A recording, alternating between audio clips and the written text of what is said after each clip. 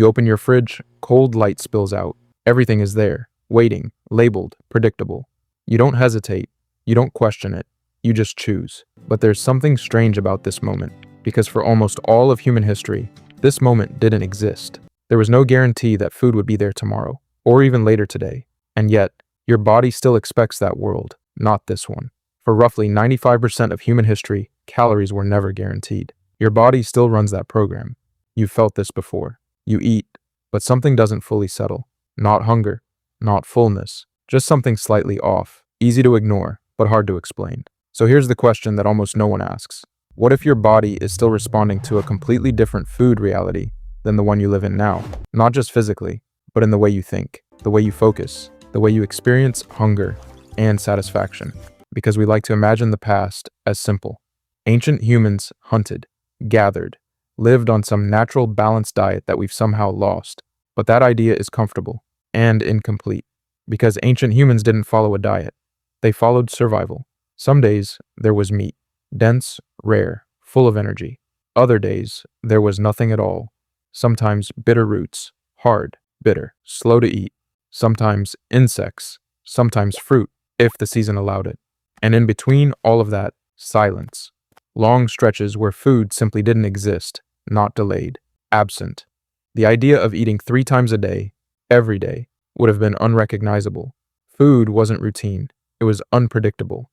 And that unpredictability shaped something deeper than the body. It shaped the mind. Anthropologists studying hunter-gatherer societies have found something unexpected. There is no single human diet. Some populations survive mostly on plants. Others rely heavily on meat. Some on fish.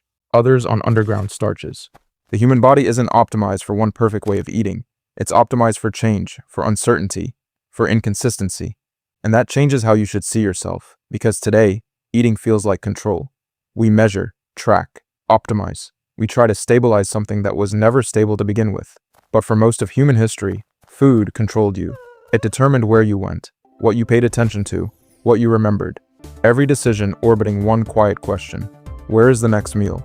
And over time, that question shaped intelligence itself. Memory wasn't abstract, it was survival. If you remembered where food appeared last season, you lived. If you noticed patterns others missed, your brain wasn't just thinking, it was searching, constantly. And then there's something we've almost lost entirely: hunger. Not the mild signal you feel between meals, something deeper, slower, the kind that lingers and begins to change how you think. Modern research shows that periods without food can sharpen awareness, increase alertness, because in the ancient world, hunger wasn't just discomfort, it was direction, a shift in state, a quiet intensity beneath everything. But now, we rarely let it exist. We interrupt it immediately, silence it before it unfolds. And in doing that, we may have lost the ability to understand it, to read it, to know what it's actually telling us. And then there's something even more subtle. Ancient humans didn't just eat different food, they experienced it differently. Food required effort, time to chew, time to process. It wasn't engineered to be effortless. And because of that, there were limits, not imposed by discipline, but by reality. Your body knew when to stop, because stopping was built into the experience. Now, that friction is gone. Food is soft, immediate, everywhere. And when something becomes that easy, it stops feeling significant. You stop noticing it, but your body still reacts to it, still tries to make sense of it, using rules from a world that no longer exists. And maybe that's where the quiet tension begins, because your cravings didn't evolve in abundance. They evolved in scarcity. Sweetness once meant survival. Now it means excess. Fullness was temporary.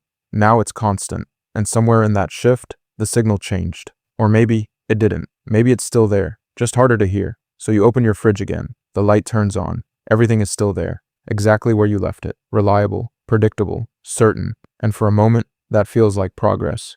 But something in you doesn't fully relax. Something older, quieter, still watching, still expecting the absence, still preparing for the moment when there is nothing left. And it never comes. So the feeling stays, unresolved. Not hunger, not satisfaction. Just something your body remembers, from a world you no longer live in.